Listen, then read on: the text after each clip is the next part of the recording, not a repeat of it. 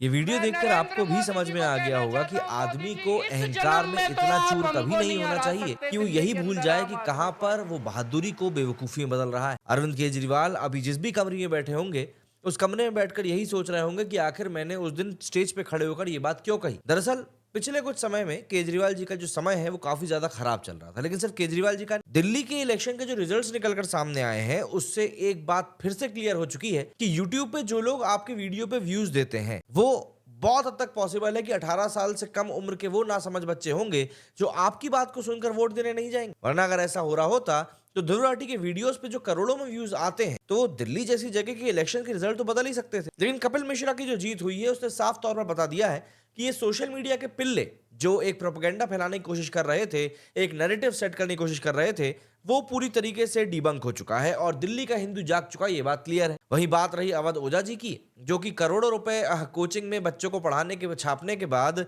अब यहाँ पर सड़कों पर उतरे थे कि भैया अब हम थोड़ी सी राजनीति करेंगे।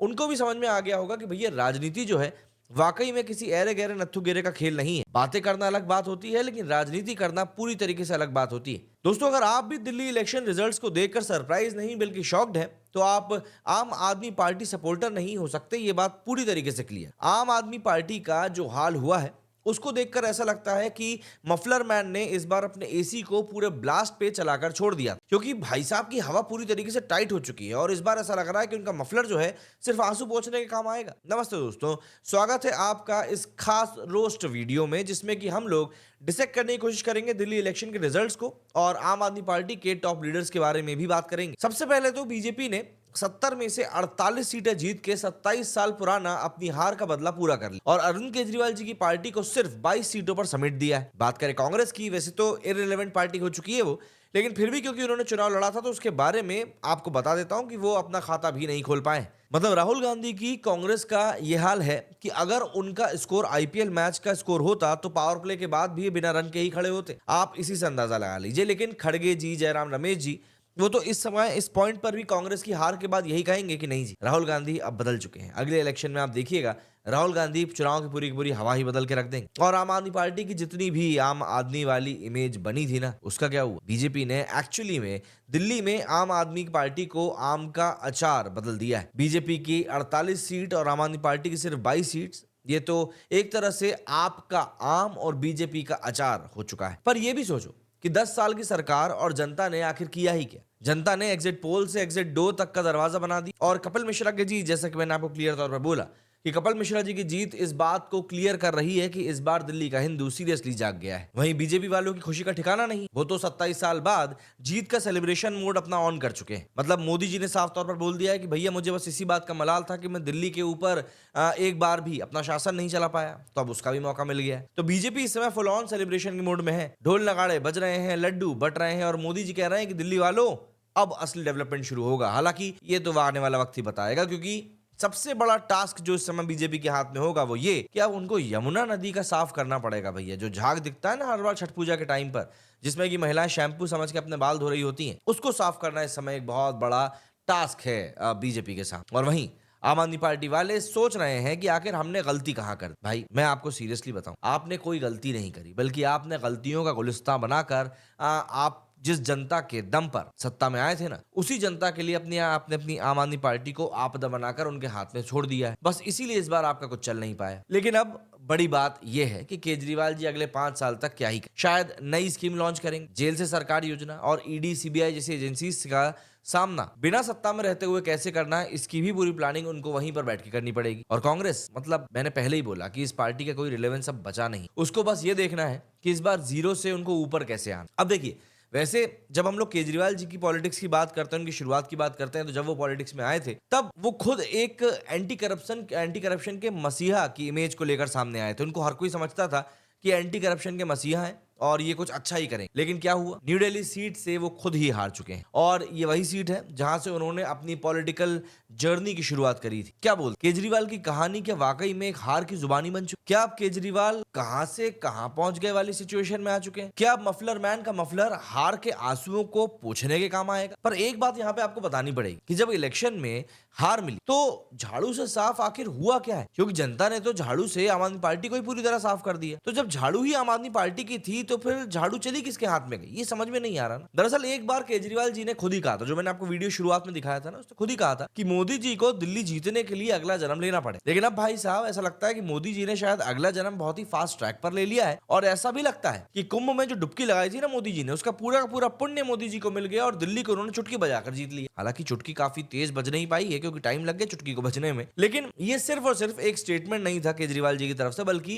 केजरीवाल जी का पूरा करियर का जो स्टेटमेंट था वही इस पूरे उनके स्टेटमेंट के ऊपर टिका हुआ था कि वो बीजेपी को किसी भी कीमत पर दिल्ली तो नहीं जीतने देंगे। लेकिन आज वही बीजेपी अपनी पूरी मेजोरिटी के साथ में अपने सीएम बनाने की रणनीति के ऊपर काम कर रही है। लिटरली क्या आयरनी है कि जहां केजरीवाल जी का जो बड़बोलापन है वही उनको भारी पड़े। सबसे बड़ी बात तो ये कि इंडिया अलायंस में आम आदमी पार्टी, या फिर अगर मैं स्पेसिफिकली बात करूं तो केजरीवाल जी जो इतनी बड़ी बड़ी डींगे हाका करते थे, बड़ी बड़ी बातें किया करते थे, अब वो अपना बेस ही हार चुके हैं। तो ऐसे में अब सवाल ऑब्वियस सी बात है काफी सारे आम आदमी पार्टी के वजूद के ऊपर भी उठेंगे। क्यों? क्योंकि केजरीवाल जी के सामने अब सवाल ही सबसे बड़े ही हैं। केजरीवाल जी के सामने अब सबसे बड़ी जो चुनौती है वो अब स्वाति मालीवाल जी नहीं रह गई हैं, बल्कि अपनी खुद की पार्टी को संभालना कैसे है, बचाना कैसे है, यही उनके सामने सबसे बड़ा अब एक सवाल आने वाला है। क्योंकि जिस दिल्ली के दम पर वो पूरा अहम भरा करते थे, वही उनका अहम टूट। वैसे केजरीवाल जी की गिरफ्तारी का असर भी इलेक्शंस पर एक बहुत बड़े तरीके से पड़ा। केजरीवाल जी जेल के अंदर थे जब इलेक्शंस के टाइम पर वोटिंग चल रही, मतलब जनता का जो भरोसा था आम आदमी पार्टी पर वो भी जेल के अंदर जा चुका था। केजरीवाल जी जेल से वीडियो मैसेजेस भी भेज रहे थे जैसे वो कोई बिग बॉस के कंटेस्टेंट हो। वो वहां से कह रहे थे कि भैया मैं जल्दी वापस आऊंगा, आप मेरे लिए वोट कर दो। अरे भैया, जनता ने सीधे तौर पर आपसे ये कह दिया है कि हमारे लिए भी एक ऑप्शन है वोट आउट, और हमने इस बार आपको वही ऑप्शन। एक वोटर ने तो एक जगह में पढ़ रहा था सोशल मीडिया पर, वहां पर लिखा भी था केजरीवाल जी जेल से निकलने का प्लान बना रहे हैं और बीजेपी सीएम के ओथ लेने का। क्या टाइमिंग है सीरियसली। और अब बात करते हैं जरा भाई अतिशी जी की। अतिशी जी जो कि खुद तो जीत गई लेकिन उनकी पार्टी हार गई। अतिशी जी जिन्होंने एजुकेशन पे इतना ध्यान दिया, लेकिन वो अपनी एजुकेशन का फायदा बुरे वक्त में, जो हम कहते हैं ना एन वक्त पे जो चीज काम ना है उसका क्या मतलब है, ऐसा लगता है कि वो अपनी उन्हीं सब चीजों का फायदा यहाँ पर उठा नहीं पाई। कालका जी में जीत के बाद में अतिशी जीत का जश्न भी नहीं मना सकते क्योंकि उनकी पार्टी बहुत बुरी तरीके से हार चुकी है। उनका जो एजुकेशन रिवॉल्यूशन की पूरी बात थी, वोटर्स ने उन्हें पॉलिटिकल एजुकेशन दे दी है। उनके रिपोर्ट कार्ड में एग्जैक्टली अब फेल लिखा हुआ आ गया है। वहीं मनीष सिसोदिया जी जो कि एजुकेशन मिनिस्टर थे, काफी समय तक जेल के अंदर भी रहे, उनकी एजुकेशन तो ऑब्वियस सी बात है अपनी जगह पर रखी रह गई, पर इलेक्शन का जो पेपर था वो उसमें पूरी तरीके से फेल हो गया। मनीष सिसोदिया जी जो कि खुद इतने बड़े एजुकेशनिस्ट अपने आप को बताया करते थे, उन्होंने सीधी सी बात है दिल्ली वालों के सामने जो बात कही थी, दिल्ली वालों को वो चीज हजम नहीं हुई। जो इंटरनेशनल लेवल के स्कूल्स बनाने की बात वो करते थे, एजुकेशन की बात वो करते थे, लोगों ने उसकी सच्चाई को अपने हिसाब से समझ लिया और सिसोदिया जी को बोला कि अब आप एक काम करें, घर पे बैठकर नई पॉलिसीज बनाने के ऊपर काम करें, क्योंकि जो पेपर खुद सिसोदिया जी ने ही सेट किया था वो खुद उसी पेपर में फेल हो गए।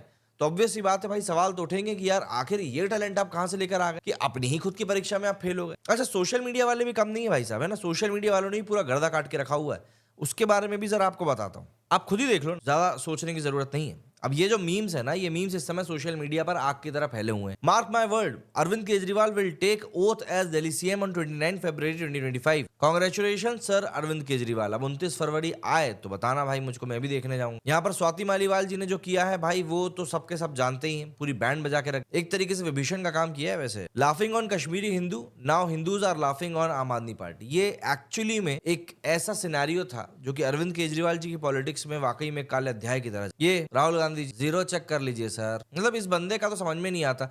खैर कोई बात नहीं, अभी अगला कोई भी इलेक्शन आएगा उसमें कांग्रेस इनको रिलॉन्च करेगी ही, एंड ऑब्वियसली बात है रिलॉन्च के बाद में ये एक नए यौवन के साथ में बाहर निकल कर आएंगे। BJP Chandrabhanu Paswan wins Milkipur by elections by defeating Awadhesh Prasad son Ajit Prasad by more than 70,000 votes. ये क्या है भाई, अब अंडरग्राउंड होने का समय आ गया। बिल्कुल भाई, जर्मनी के लोगों को तो अंडरग्राउंड हो ही जाना चाहिए, क्योंकि उनको भी ये बात समझ में आ गई कि यार जो बच्चे हैं वो वोट देने जा नहीं रहे हैं, वो सिर्फ बातें कर रहे हैं, वोट देने बिल्कुल भी नहीं जा रहे हैं। और अब मुझे लगता है कि अभी अपने पापा को भी समझा देंगे कि भाई चीजें कैसे क्या चल रही हैं। अब ये चमचों में आग लगी हुई है, अब आप देख ही सकते हैं और समझ भी सकते हैं कि यहाँ पर क्या हुआ होगा इन चम्मचों के साथ में, जो उनकी स्थिति ऐसी बन गई। ये देखिए, हम खुश थे पर हमसे भी ज्यादा खुश 3 और लोग थे। कुमार विश्वास जी ने तो खैर जो कहानी सुनाई थी कि इनकी सालगिरह के दिन अरविंद केजरीवाल जी इनके घर आए थे और फिर उसके बाद क्या कुछ पूरा हुआ था। दिल्ली से आपदा गई, देश में मोदी की कोई हवा नहीं, अबे हवा है, मफलर उतार के देख तब पता चलेगा तेरा मफलर कुछ ज्यादा ही अच्छी क्वालिटी का है। ऐसे ही नहीं बल्कि कई सारे मीम्स हैं जो कि इस समय सोशल मीडिया पर वायरल हो रहे हैं, एंड ऑब्वियस सी बात है हर एक मीम अपने आप में एक कहानी बटोरे हुए और उन कहानियों को देखकर आपको इतना मजा आएगा कि बस क्या ही। लेकिन ऐसा है कि प्रोमिसेस ने भी एक बहुत बड़ा रोल अदा किया है आम आदमी पार्टी के हारने। दरअसल आम आदमी पार्टी ने जितने भी प्रोमिसेस करी, चाहे वो फ्री बिजली की हो, फ्री पानी की हो, एजुकेशन की हो, हेल्थ की हो, लेकिन क्या ग्राउंड रियलिटी उनकी आपको पता है? बिजली फ्री थी पर इलेक्शंस में तो बत्ती गुल थी। पानी फ्री था पर आंसू भी उसके साथ फ्री में मिल रहे थे। एजुकेशन की बात करते थे पर एजुकेशन में फेल हो गए। हेल्थ की गारंटी दी थी लेकिन इनके ही नेता इलाज करने के लिए विदेश जा रहे थे, जिससे कि पब्लिक का भरोसा पूरी तरीके से इन पे से टूट गया। और सबसे बड़ी बात, इनकी खुद की पॉलिटिकल हेल्थ इतनी खराब हो गई कि ये अपने आप को संभाल ही नहीं पाए। अब बोलो, फ्री फ्री की जो पॉलिटिक्स थी उसका क्या फायदा जब वोट में आपके कॉस्ट कटिंग हो जाए। लेकिन आपको याद होना चाहिए कि दिल्ली की जनता ने पहली बार आम आदमी पार्टी को वोट दिया था करप्शन फ्री गवर्नेंस के लिए। फिर आम आदमी पार्टी ने क्या किया? पहले फ्री बिजली पानी का झांसा दिया, फिर लिकर स्कैम किया, बस कंडक्टर्स का स्कैम किया, राशन स्कैम हुआ। मतलब स्कैम्स की ऐसा लगता था नेटफ्लिक्स सीरीज कोई बन रही है जिसमें कि ये लोग अपनी तरफ से इनपुट दे रहे हैं। और सबसे बड़ा झटका, मेट्रो फेयर बढ़ गया, बिजली सब्सिडी स्लो हो गई और हॉस्पिटल्स में डॉक्टर्स रिटायर होने लगे। जी हाँ, मतलब जब जनता ने सवाल किया तब आम आदमी पार्टी के लीडर्स ने कहा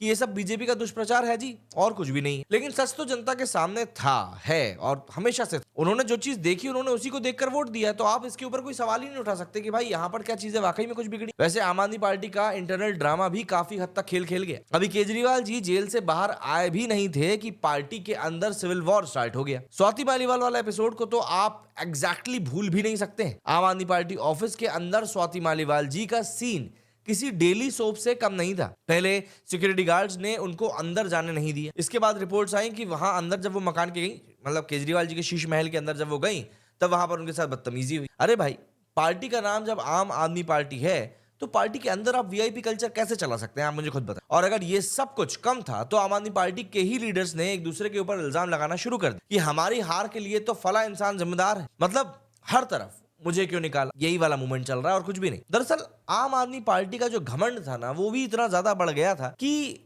खुद के ही लीडर्स वहां पर रिजाइन करने लगे। आम आदमी पार्टी के अंदर का झगड़ा बाहर इलेक्शंस में डिफीट का रीजन बनकर भी आया। एक सोशल मीडिया यूजर ने लिखा कि आम आदमी पार्टी के लीडर्स ने खुद ही अपनी पार्टी को अंडरकट कर दिया और allegations of corruption, liquor scam, इन सब ने तो आम आदमी पार्टी की ईमानदारी पर सवाल लगातार उठा दी। देखिए, अगर मैं इनकी हार के प्रमुख कारणों की बात करूं तो कारण बहुत सारे, जिनमें से एक कारण आ जाता है एंटी इनकम्बेंसी का। आम आदमी पार्टी ने दरअसल दिल्ली में 10 साल तक सत्ता में रहकर बहुत कुछ किया, लेकिन जैसे जैसे टाइम बीता लोगों को लगने लगा कि पार्टी अब पहले जैसी रही नहीं है। शुरुआत में एजुकेशन, हेल्थ जैसे क्षेत्रों के ऊपर अच्छा काम, लेकिन बाद में वादे पूरे नहीं हो पाए। एंटी इनकम्बेंसी का मतलब ही होता है कि लोग बदलाव चाहते हैं और ये दिल्ली में हमको साफ तौर पर देखने के लिए मिला। अनफुलफिल्ड प्रोमिसेस भी एक बहुत बड़ा कारण, चाहे आप बिजली की बात कर लें, पानी की बात कर लें, मुफ्त एजुकेशन की बात कर लें, हेल्थ सर्विसेज की बात कर लें, जैसे बहुत सारे वादे आम आदमी पार्टी की तरफ से किए गए थे, लेकिन ये पूरे हुए नहीं या फिर जो भी कुछ हुआ उसका फायदा जमीन पर दिखाई दिया नहीं। एयर क्वालिटी की बात कर लीजिए, एयर पॉल्यूशन की बात कर लीजिए, इन जैसे मुद्दों पर भी बहुत कम काम हुआ। लोगों ने वोट दिया था उम्मीद के साथ, लेकिन उम्मीद टूट गई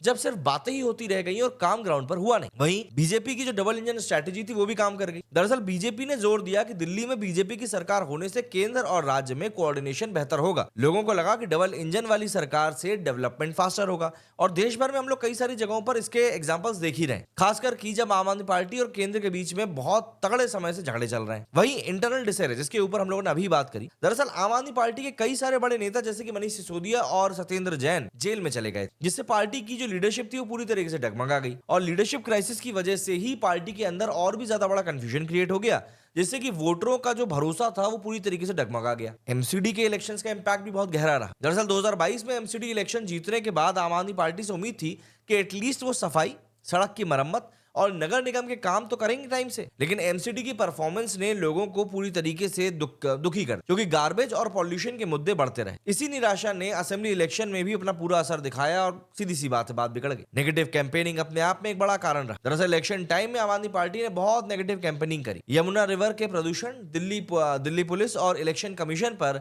आरोप लगा, जिससे कि लोगों को लगा कि ये बस बहाने बना रहे हैं, नेगेटिव राजनीति करने के लिए, ये बस जनता को भरोसा जीतने के लिए फालतू बातें कर रहे हैं और कुछ भी नहीं। और जो भी कुछ था वो सीधे तौर पर सबको दिखाई दे रहा। तो ये सब कुछ चीजें इस इलेक्शन में जो हुई हैं, उन्होंने सीरियसली हालातों को बहुत हद तक बिगाड़ के रख दिया है आम आदमी पार्टी। तो दोस्तों, ये था दिल्ली इलेक्शन 2025 का एक छोटा सा एनालिसिस। दिल्ली का इलेक्शन रिजल्ट्स ने तो आम आदमी पार्टी के घमंड को पूरी तरीके से चूर चूर कर दिया है। अब देखना यह है कि क्या आम आदमी पार्टी बाउंस बैक कर पाएगी या फिर आम आदमी पार्टी की पॉलिटिकल जर्नी का अब ये फुल स्टॉप आ चुका है। चाहे जो भी हो, हम तो बस आपसे बात करने के लिए यहाँ पर बैठे मिलेंगे ही। तो भाई अगर अभी तक आप वीडियो मेरे साथ बने हुए हैं तो ऑब्वियस सी बात है आपको मेरा वीडियो पसंद आया होगा। तो भाई वीडियो को लाइक करिएगा, चैनल को सब्सक्राइब करिएगा और अपनों के साथ में वीडियो को शेयर भी करिएगा। मिलते हैं एक नए वीडियो में जल्दी ही। मेरे इस वीडियो फिलहाल इतना ही। जय हिंद, जय भारत।